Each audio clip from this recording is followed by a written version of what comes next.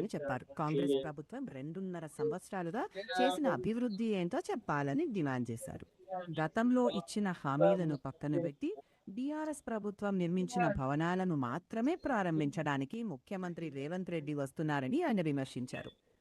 రేపటి పర్యటనను రద్దు చేసి జిల్లాకు ప్రభుత్వం చేసిన అభివృద్ధిని వెల్లడించాలని కోరారు. లేని పక్షంలో ముఖ్యమంత్రి పర్యటనను అడ్డుకుంటామని హెచ్చరించారు.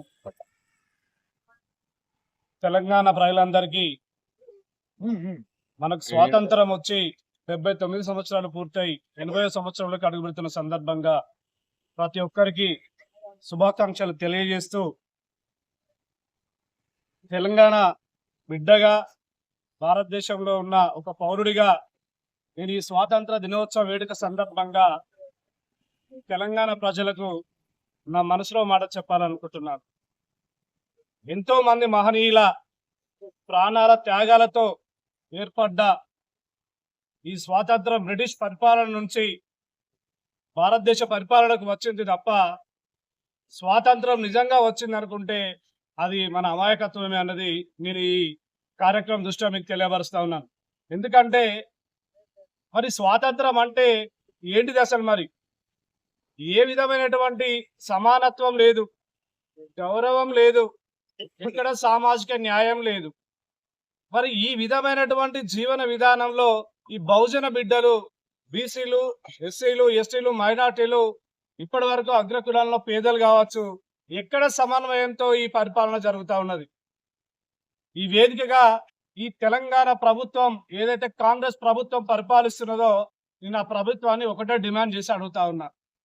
అయ్యా రేవంత్ రెడ్డి, ఈ స్వాతంత్రం వచ్చినప్పటి నుంచి ఇప్పటి వరకు దాదాపు 54 సంవత్సరాల పీరియడ్ మీ కాంగ్రెస్ ప్రభుత్వమే పరిపాలించింది. మిగతా సంవత్సరాలు ఏమైనా ఉన్నాయి అంటే అవి బీజేపీ గవర్నమెంట్ కావచ్చు, ఇంకా ఎక్సెట్రా ఎక్సెట్రా 1-2 పార్టీలు పరిపాలించవచ్చు. కానీ ఎక్కువ కాలం మీరే కదా పరిపాలించింది ఇక్కడ. మరి ఏ విధమైనటువంటి న్యాయం చేస్తున్నారు ఈ తెలంగాణలో కావచ్చు, భారతదేశ ప్రజలకు మీరు? ఇక ముఖ్యంగా నేను తెలంగాణకు వచ్చినప్పుడు తెలంగాణ విషయంలో ఒకటి మాట్లాడదలుచుకున్నారు రేవంత్ రెడ్డి గారు. మీరు రేపు వరంగల్ పర్యటనలో భాగంగా పరకాలలో 100 గదుల ఆసుపత్రిని ప్రారంభిస్తా అని, అదేవిధంగా ములుగులో ఏదైతే ఉందో ఐడిఓసి ఆఫీసును ఓపెన్ చేస్తా అని వస్తున్నారు. కొంచెమైనా సిగ్గుండాలే. నువ్వు ఏం చేసినవయ్యా అసలు? నీ పనంతా కేసీఆర్ ప్రభుత్వంలో శంకుస్థాపనలు చేసి బడ్జెట్ కేటాయించిన పనులన్నీ నువ్వు ఓపెన్ కత్తరి చేసుకుంటా వచ్చి నేను పని చేసినా అని నువ్వు డబ్బాలు కొట్టుకుంటూ తప్ప ఏమైనా చేసి ఉన్నదా?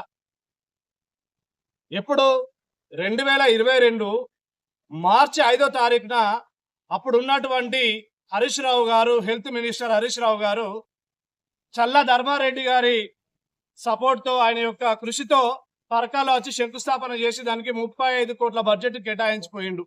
దాన్ని పాత్ర ఏమైనా ఉన్నదానే? ఇక నువ్వు వాడు పోతే ఇంటిగ్రేటెడ్ డిస్ట్రిక్ట్ ఆఫీస్ కాంప్లెక్స్ ఏదైతే ఐడిఓసి అనే ఆఫీస్ ములుగు జిల్లాలో, అసలు ములుగుకు అందం వచ్చిందే కేసీఆర్ వల్ల కదా. అన్న ఒక జిల్లాలను ఏర్పాటు చేయడం వల్లనే కదా ములుగు ఏర్పడ్డది.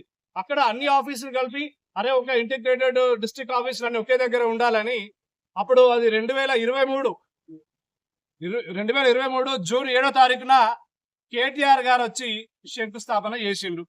దాని పాత్ర ఏమైనా ఉన్నదా? మనకి ఏ విధమైనటువంటి పనులు చేసినావు ఇప్పటి వరకు? అన్ని దొంగ హామీలు ఇచ్చినావు. నువ్వు ఇచ్చిన 6 గ్యారంటీలు నెరవేర్చలే, నువ్వు ఇచ్చినటువంటి డబ్బా కొట్టినటువంటి హామీలు ఏది నెరవేర్చలే. కానీ పర్యటనలు మాత్రం బందోబస్తుగా చేస్తున్నావు. ఇక నువ్వు చేసింది ఏమున్నది తెలంగాణలో ప్రజలకు? ఇప్పుడు వచ్చి నువ్వు కాంగ్రెస్ ప్రభుత్వం ఏర్పడిన తర్వాత నువ్వు చేసింది ఏం లేదు, పోయింది ఏం లేదు. గతంలో కూడా వరంగల్ పర్యటన చేసినావు. అప్పుడు కాకతీయ మెగా టెక్స్టైల్ పార్క్ వచ్చినావు, సందర్శించిన పోయినావు. దాని పాత్ర ఏమైనా ఉన్నదా? నువ్వు అన్ని డబ్బాలు కొట్టుకుంటూ పనిచేసి నువ్వు ప్రజల కోసం ఏం చేస్తున్నావు చేయరాదే? మేము ఈ యొక్క పత్రిక విలేకరుల సాక్ష్యాన ఈ వీరి యొక్క ఆధ్వర్యంలో నేను ఒకటే డిమాండ్ చేసి హెచ్చరిస్తా ఉన్నారు రేవంత్ రెడ్డిని. నువ్వు కనుక రేపటి పర్యటన వెంటనే రద్దు చేసుకోవాలి. నువ్వు తెలంగాణ ప్రజలకు ఏమి ఇచ్చినావు, నువ్వు ఏ విధంగా సపోర్ట్ చేస్తున్నావు, నువ్వు ఏ విధమైన పనులు చేస్తున్నావో మాకు తెలియపరచాలి. అప్పటిదాకా నువ్వు ఇటు రావద్దు. ఒకవేళ కనుక నువ్వు ఆ రేపు పర్యటన కనుక రద్దు చేసుకోకుండా వస్తే కనుక నువ్వు హైవే నుంచి వచ్చిన, హన్మకొండ సెంటర్ నుంచి వచ్చిన తప్పకుండా Telangana BC SC ST minority contractor JS తరఫున తప్పకుండా నేను అడ్డుకుంటాం, తప్పకుండా నేను నిలదీస్తాం. నువ్వేమిచ్చినావు? నువ్వు ఇచ్చిన కాంట్రాక్ట్ ఏమి మాకు ఇచ్చినటువంటి సపోర్ట్ నువ్వు ఏం చేయగలిగినావు? ఇప్పటి వరకు నువ్వు ఇచ్చిన హామీలలో ఏం చేయగలిగినావు? నువ్వు చేవేల డిక్లరేషన్ కావచ్చు, కామారెడ్డి డిక్లరేషన్ కావచ్చు, కామారెడ్డిలో బీసీలకు 42%, ఎస్సీ ఎస్టీలకు